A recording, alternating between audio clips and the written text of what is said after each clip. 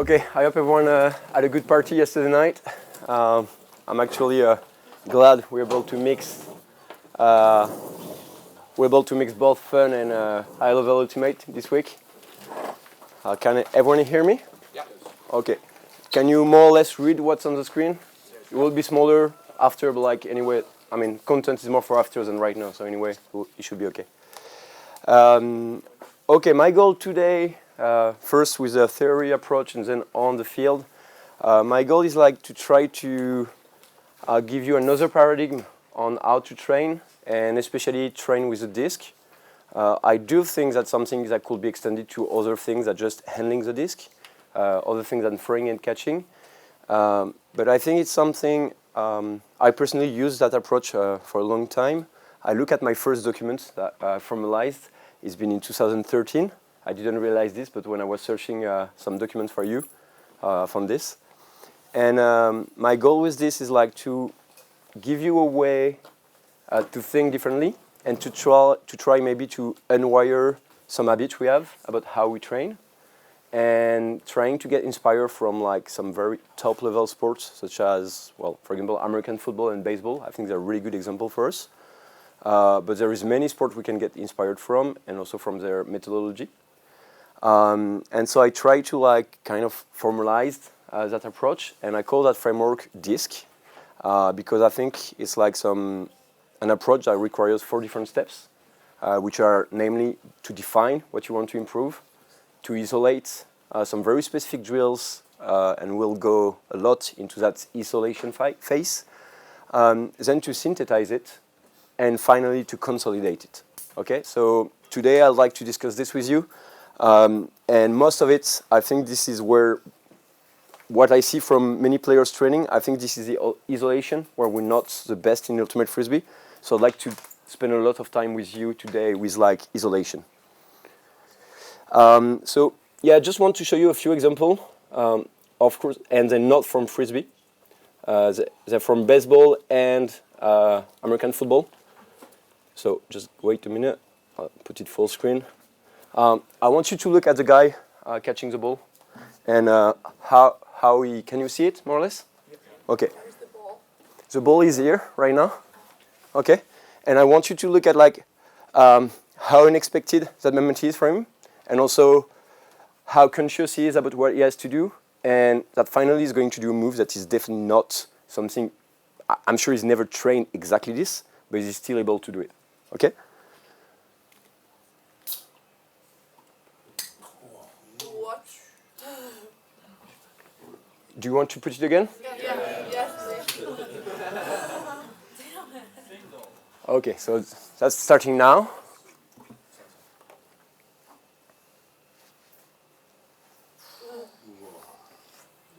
Okay, so first of all, I'm very happy that there is some wow in the room. Honestly, well, let's see the other, well, let's talk very quickly on this one. Personally, when I watch this move, what I love about this is like, okay, he's on the ground. It's definitely not the first time he's on the ground. We do know what it means, like layout for us, so there is something very similar. There is a lot of power and speed in what he's throwing, and there is also a lot of precision, and is actually using a lot the context of where I need to eliminate someone. Okay, so basically all this kind of concept, we all have them in Ultimate Frisbee, very different, but like at the same time very like similar. But still there is some very fundamentals he keeps using, like being able to keep momentum in his throwing. I don't know if you noticed, but like he's actually rotating a lot his body, even though he was on the ground. And he actually managed to put power because he managed to kind of isolate his arm movement and his torso movement from the situation to actually perform what he needs to do. Okay? So that will be the first example. The other one I wanted to show you is this one. I actually love it because this one is really unexpected.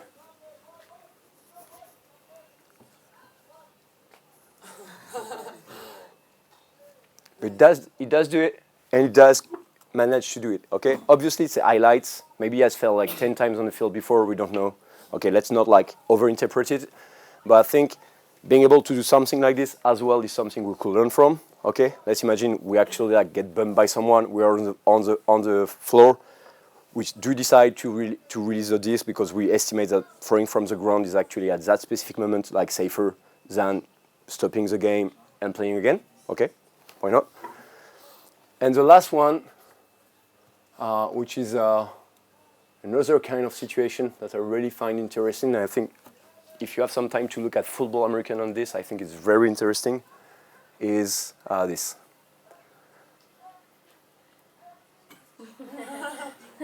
So we'll have a more zoom in right after. So literally catch. What? Okay. So literally catch.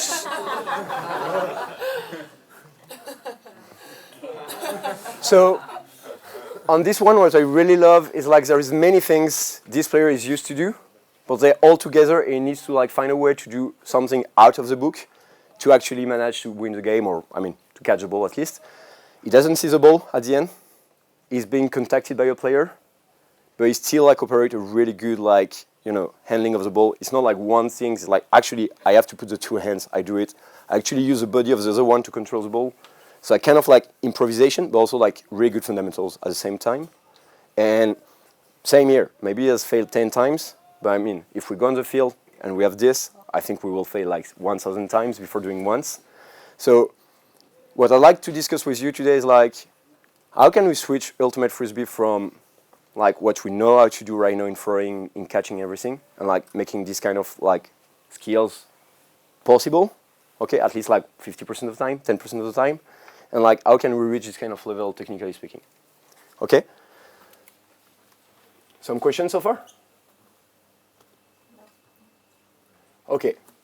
From what I've seen in many training and coaching session, I think we, and also like when we see each other, when we go in a, I don't know, in a park to throw together, I think even very motivated players, we have a tendency to like value too much like consistency and safe throws even when we're training, and also forgetting a bit like being conscious about what we are actually working on right now.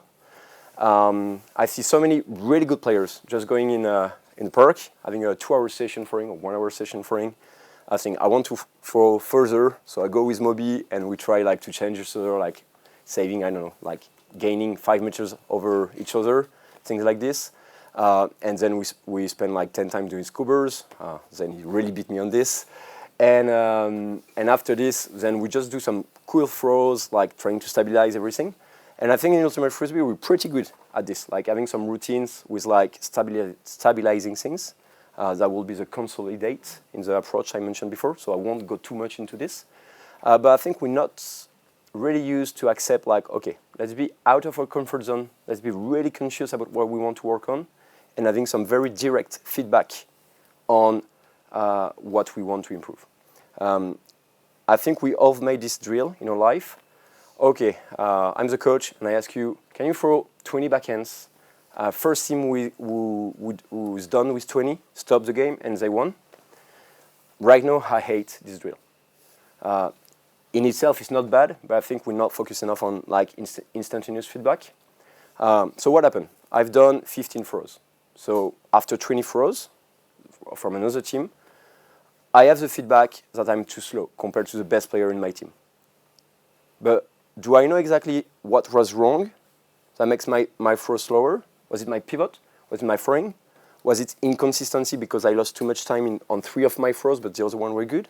Do I have directly this feedback, and can I wire my brain to like, oh, this is exactly this that I need to improve? Okay?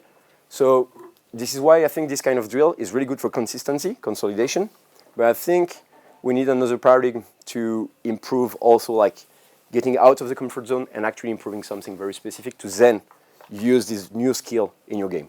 Make sense? There is something else also maybe I'd like to mention right now, because then that will be all along this presentation. Trying to fail way more in that phase. I always tell my team, so it's Spanish, but in English I will be, when we train, we don't care about success, we care about process. And there is part of the process where failing is something we need. If you're looking for a 90% rate, completion rate every time, you're actually not pushing yourself. So I would recommend, depending on your motivation of the day, sometimes to be at like 30% rate of success, even 50%. But like now, because you're all competitors, you want to succeed on this very specific task, and you need to get out from the 30% rate to a 50 or 70, because now you want to get better. And what I will explain you after is really about this, like how to wire your brain to want to do better. Okay? And the last thing I love in the three videos we've seen, they're all in a very complex situation, and they actually like use some fundamentals within a weird moment, but they keep having some really good fundamentals to actually apply what they need to perform. Okay? So keep in mind this, like instantaneous feedback, push yourself by like defining a success that is very difficult on a very small task and trying to like wire your brain on I want to do better. The goal of this is like using this in like a complex environment, a game basically, and finally try to get some instant feedback, not like after 1 minute, but like, oh, my throw was bad for that reason because right now I'm working on this. Okay.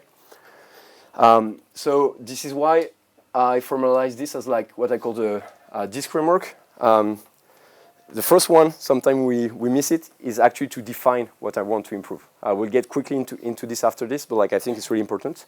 I hear so many players saying, I want to improve my flick. Like, okay, that's like a lot. Or I want to get more consistent at catching. It's like, that's still a lot. So we'll see like how we can define things way more like on a focused way so that we can actually work on that things. The second phase, this will be the one we'll be really like discussing today, is isolation. Isolation is all about like find some very small drills with one very specific things where you're being challenged, everything being controlled, apart that things, and put yourself in a difficult situation and try like to change a lot of drills. Like you do 5 minutes per drill, for example, and you're like, that's a really difficult moment, but on one very specific things with direct feedback. Okay. The phase 3, synthesize, is like when we actually now that you work on like a few very specific drills for a few weeks, for example, now it's time to actually say, okay, I need to bring this in my game. So I need now not only to focus when everything is like fixed, set, and I just have this difficult task. It's not time to combine things together and say, can I do it actually after if I run, can I do it again? Or if I'm being bumped, can I keep my fundamentals working on? If I'm on one foot, can I keep doing it? If I'm exhausted because I've been running, so trying to put what we've been working on during the phase 2 isolation phase, now to work on, can I integrate this and being able to use that component in a global movement, not just like in a very isolated movement. And the last one is consolidation. I think in the ultimate, compared to the phase 2 and phase 3, we're pretty good at this. It's basically like doing a lot of reps in a not too difficult setup where you're looking for actually high completion and a lot of reps to be sure now your movement is like acquired and can be used in the game. Make sense so far? Yeah. Okay, any question? All right. So yeah, this is. So I'd like to introduce you my 2 characters of the day. They will serve as example for the end of the presentation. We have Miss Matchpoint, and she wants to improve her catch. And we have Mr. Discup, and he wants to improve his flick. Okay, so from now on, they're the players who have a very like global view of what they want to do. And I'd like to show you like how we could use that framework to help them get better. Okay. So phase 1. So phase 1 is really about defining what you want to achieve. I'm making a bit oversimplified here. Of course, we could like discuss this for hours, but like I think there is something we all need to improve, or most of us, is to get really specific and accept that we're not going to work about everything during a few days or few weeks. And it's actually by being very accurate and having a clear idea on what we want to improve that we can actually improve things. So let's imagine that Miss Matchpoint that want to improve her catches is able, after discussing with someone or maybe like taking half an hour, I don't know, with herself, and she say, actually, I realize that I'm not that good at catching when there is something unexpected on the field. Like I get bumped, and even if it's a fall, actually if I catch the disc, then it's a point, and I don't care whether there was a fall or not. Maybe like the defense player touched the disc just before me, and it's wobbling, and every time I have this, or most of the time I have this, I drop the disc after. Or maybe when it's a very short distance throw, if I place the disc here and the disc is here, I drop it. Okay? So these kind of things, like now we're getting in more focused things, which is about when there is unexpected situation, my completion rate is actually lower than what I'd like for myself. Okay? And for Mr. Disc Up, let's imagine that instead of improving his flick, he's saying, actually, when I don't have any mark, my flick is pretty good, and when I throw in the open side, my flick is okay. My problem is actually to beat the mark every time I want to break, and I realize that most of the time I get blocked because I have feeling that my defense, my mark, is actually anticipating my move. So in that case, maybe if you start analyzing this, you could say, oh, how can I get faster than my mark to actually break with my flick? Okay, can I like find a way to improve myself to make sure he commits enough or I get away fast enough to actually use my flick and break? Okay, so we are from I want to improve my flick to can I beat my mark by being fast and actually separate myself from the mark on the flick side. Okay, make sense? So now we're going in the isolation phase, and this is the one I really want to discuss about today. So my recommendation are these 4 pillars, which is being very specific about what you're working on, being conscious about it, to adjust the level of difficulty, and we'll see how we can do it, to be every time on the edge of success. Depending on yourself, on your personality, on how you feel today, your motivation of the day, if you're not overtrained, you know, like depending on how you feel, I would recommend to be very challenging, like 30% success rate, or a bit less challenging, 50, even maybe 60 if you're lazy that day, or you know, not lazy but like a bit tired, maybe 60% rate. But I highly recommend to be like in this kind of ratio, because this is where, as competitors, you're frustrated and your brain, with your Pavlov instinct, really want to succeed. Okay? Basically, put yourself as an outsider about your own improvement and try to win. The other very important things I will mention is get a direct feedback and make sure you set your drills to get instant feedback, which is about by yourself or maybe by your teammates. But like make sure there is something that gives you the information and a feedback that is totally dedicated to what you're working on. We'll go in examples because then it will be way more accurate. And what I highly recommend as well is not to do the same drill for hours. It's actually to do very short drills and very different every time, but still all around the same topic, so that you actually like in very various things, you actually now you're only like totally dedicated to your goal. So let's imagine we're talking about the, I think it was miss game points. You're absolutely focused on like unexpected catch, but you do many drills about this, so that at the end you actually work many contexts. And then when you will use other phases, you can actually gather all these drills all together. Okay? So I will show you some examples of drills. That's a really good one. So I put the reference of the drill. I'm going to explain there right away, but for your information, I will give you at the end of the presentation something I'm very happy to share with you. That's actually a project. Which is a kind of a database of drills I set up. Unfortunately, I lost more than 70% of the drills, but I'm going to rewrite them over the next month. So normally, this document will increase, and you will have the opportunity to play with it if you want to. So that's why there is some reference on it. So let's talk about the unexpected situation for a match point. There is a drill I love. And every time I say it, like people are like, "What?" Martina, can you come with me? Of course. Okay. Can you hold the disc? So this is Martina. Hello. There is a drill I love, which is basically something that looks stupid, but it's actually catching the disc without seeing the disc. Okay. I love this drill also because I think it's a really good example of how we can improve ourselves and like challenge ourselves. So let's imagine we're like 20 meters from each other. And my goal will be to close my eyes from a given moment until I catch the disc.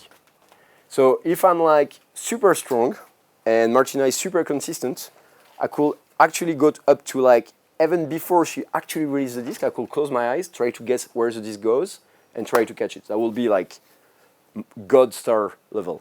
Okay.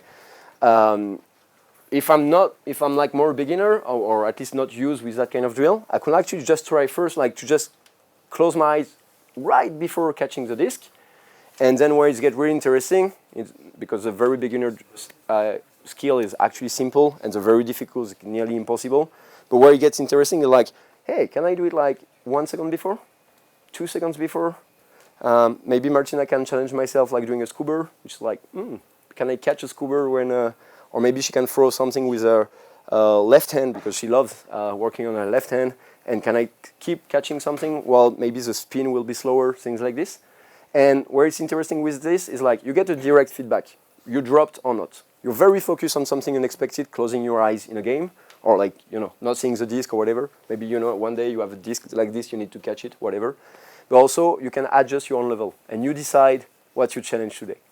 What I tell my player, for example, is like, if at that moment when you fail, you don't even touch the disc, maybe you're like closing your eyes too early. If you actually catch it every time, then you should close your eyes earlier. And if you touch it but drop it, then it means you're in a perfect zone where it gets difficult, but you're close to manage to do it. That's the kind of threshold you're looking for. Okay? So just to give an example, if you go like, sorry, not everyone will see my eyes, but anyway. So if you can give me a backhand. Sure, that's a really good idea. So if I do, for example, go. Okay, I got it, but you can see it's not perfect, so I still need to manage things. And if I'm super, super ambitious, go. Okay, and I don't have it. And that's totally okay. This is what we want to work on. Okay, in that case, I close my eyes right before she throws the disc, and I had no idea where it will be, and I was like, okay, can I try to do something? Okay, so with this, you can actually feedback yourself instantaneously, and yes, thank you. Feedback yourself instantaneously and challenge yourself choosing the right level. Okay, another drill I love, who wants to be an example? I need two actually on that one. Do you want to come? Can you come as well? Okay, I need you to throw the disc. I will be actually playing defense on you, and you have to catch the disc. Don't worry, it's not going to be painful. Another kind of like unexpected things is if you get bumped during a game, or if someone is pushing you, or actually even if it's fair and we actually side by side and we don't have the disc. So let's imagine now I want to challenge him catching the disc. So what I will do is actually just pushing him a bit like this, okay, while he's trying to catch the disc. Your goal is to catch the disc behind my back. So you need to throw there something floating, just right there without moving, okay?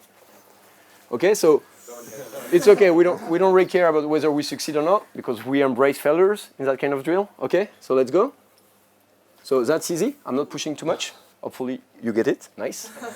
And now if he's super strong and he told me I want to challenge myself like 30% completion rate, I can be super difficult with him. Let's go. Like this. Okay. So now it's nearly impossible for him because actually I block his arm. And in that case, like, okay, beast mode, okay? But then, of course, with this, if he knows me and he knows I'm trying to do this, he can try to actually like separate himself, do whatever it needs to try to succeed. And if he's a bit competitive, then this is where magic happens because you try to do whatever you can to manage this, okay? So that will be, thank you. That will be two examples of what we could do to like simulate unexpected catch, but in a very, very isolated situation. Does it make sense? Yes. Okay. For throwing, and we'll do the drills, the one will be then training with me. There is a drill I love. It's basically, the 3-mark drill. So 3 players, one is marking straight up in general, the other one is just receiving static, and I'm throwing. Same here. I think many players or many teams, we practice it like a bit like beginners, which is like you just need to throw to the player. And if you manage to throw, we're good. Actually, I think we should put way more constraint to this, depending on what we're working on. So for fast catch, I love to do the following. The receiving throwers, or the receiving player is static, and at some point, it just show me one side. And at that exact moment, I should try to throw as fast as possible to the player. So I'm not deciding anymore when I can throw. And so my job, what I will be working on is trying to be ready and actually make my mark being committed, so that as soon as I have the hand signal, I can actually be ready to throw. And if we try to get faster than our mark, that's actually a drill that really gives us the feedback of, did you manage to get faster than your mark? And also you can challenge yourself and adjusting the level. If I'm super good, I could maybe throw in like a tenth of a second. And if I'm like more a beginner, I can take 1 second. And you can choose your level. And if you see that 20, 30% of your throws are actually completed, you're in the right zone of difficulty. Okay? So in all the example I gave you, there is always this component of very isolated. You can actually choose the level where you're in, so the level of difficulty, and you have always a direct feedback.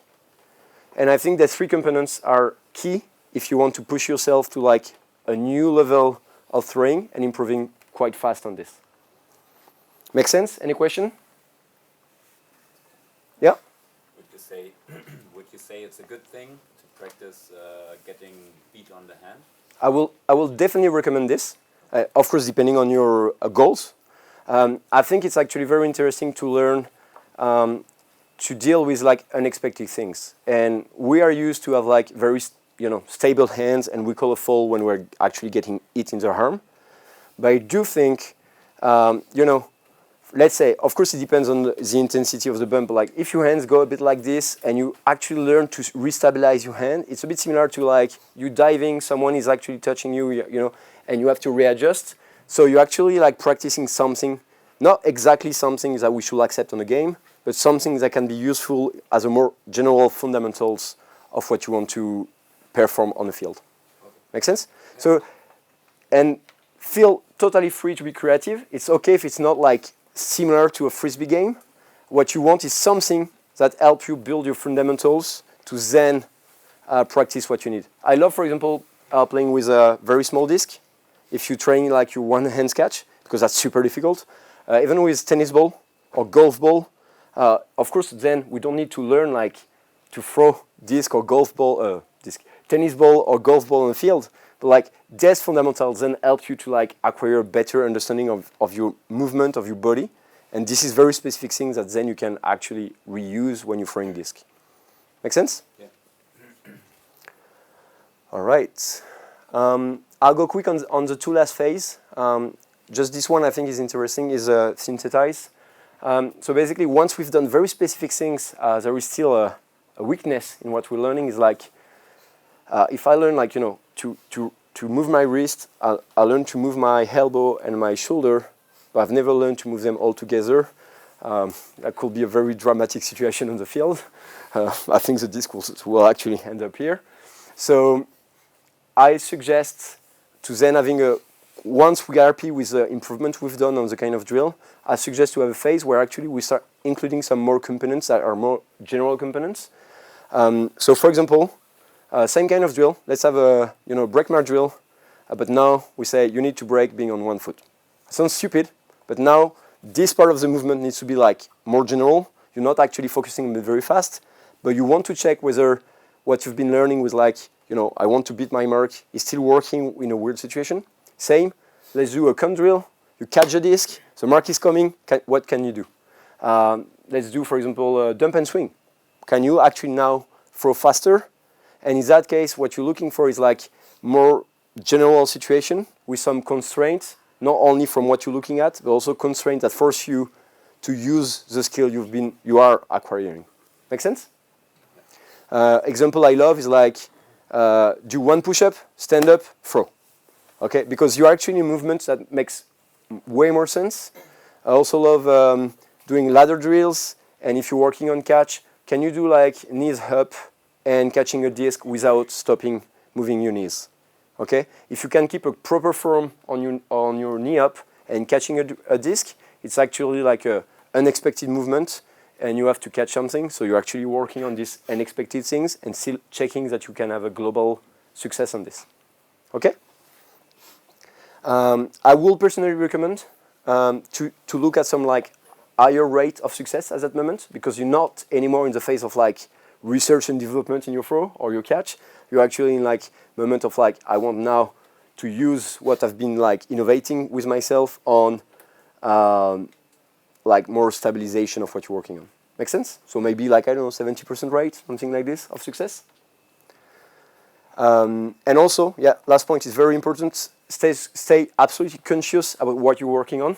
I've seen so many players when we start doing this kind of drill, so much focus on, for example, knee up, that they forget that the drill is all about catching. So of course you need to keep a good form because that's the goal of the drill. But still, don't forget that now it's all about like working on your catch.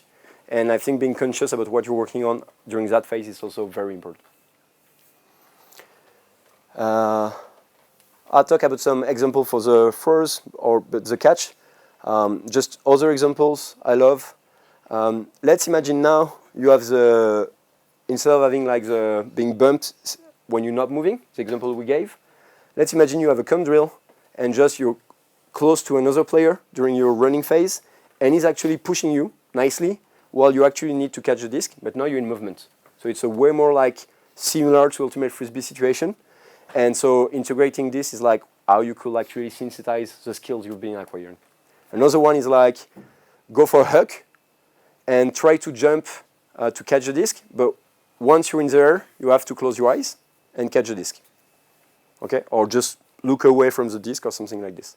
Okay? So this kind of situation now, as you can see, is like way more ultimate Frisbee style, but you still have like some difficulties that you need to challenge yourself on. Make sense? All right. The last one, and this one I will be very quick because I think this is where we are used to work, in the zone we are used to work, is a consolidation phase. So in that case, what you want to do is basically doing a lot of reps and using what you've been acquiring in a totally standard ultimate Frisbee drill. So for example, I want to get faster, then try to actually do 20 reps as fast as possible or things like this, and trying to like having no drop, not rush, so actually using a speed where you're actually comfortable with, but still normally you're supposed to be now faster because you improved due to the phase 2 and phase 1 and phase 3. Make sense? Same for unexpected catch. Well, I will definitely recommend like to play minis on very small fields where you know there could be many interceptation or maybe someone like you know tipsing a bit the disc, whatever. Small situation where you very like it's very demanding about like small catch in a small environment where maybe I'm throwing there but my disc goes there, so the player needs to react to catch it, things like this. So yeah, I think that's pretty it. I put you my contact in the presentation because one of my projects is actually to develop this in a way that could be used anywhere for any players. So including, I need some people to find new drills. I didn't show you my small Excel about drills, but like it's actually look like this. So you have some references. I tend to also put like some like kind of topic, some tags about what we're working on, and also like a definition. Ideally, I'd like to go up to like having some small videos so that we can actually know what we're working on. So if you're interested, I can definitely give you access to this, as I will be actually open sourced. But also if you want to take part, like maybe translating for your local community, or if you want to add some drills because you find something super smart, because the goal of this is being creative depending on what you want to improve. And definitely you will think about things you want to improve that I haven't been thinking of, or even drills about the same topic I haven't been thinking of. So if you want to take part in this, whichever it is, like translation, finding new drills, feel free to contact me and I'll be more than happy to try to build a small project about this framework. So feel free to contact me. And that's it. I don't know if you have any question, any remarks, any challenging question or critiques, whatever. Feel free. Thank you.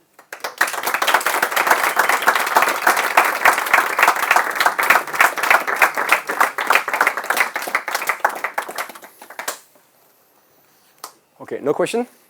All right. Yeah, sure. Are you the author of this framework? Yes. You came up with this idea of this kind of define, isolate, simplify? Yes.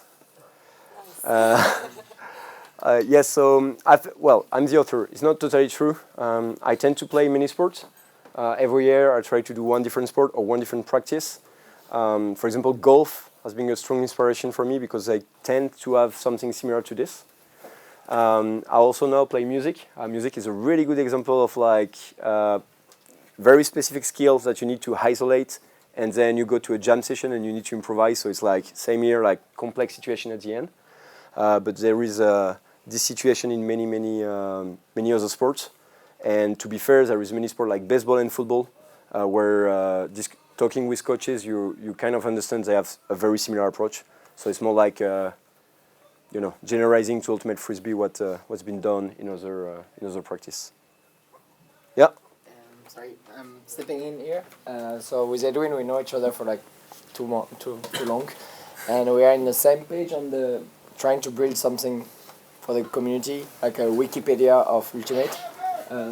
So I did a Diskin project it starts with an application on the phone, and it's tried to share for free. The problem is I didn't succeed to share it enough because I think it's the step to get in is pretty big. But you are the future of Ultimate, and maybe the way we did it was not the best. But like if you want to get involved, like Diskin, this project, I'm pretty sure in the future they're going to merge at one moment. But like, if you have any way of sharing information, sharing knowledge, and I feel like we are on the same page. If you are here for a week of Frisbee, we are sharing the same feeling about that this sport should be spread around the world. So get involved. Don't be the only customer. Consumer. Thanks. Because at 20 it's normal, but when you are getting older, please give it back. I think it's something important, and some of you are already doing it in your club, I'm sure. But get involved, and it will be even better if we get involved together. We can make this sport even better. That's final things. Thanks. Thank you.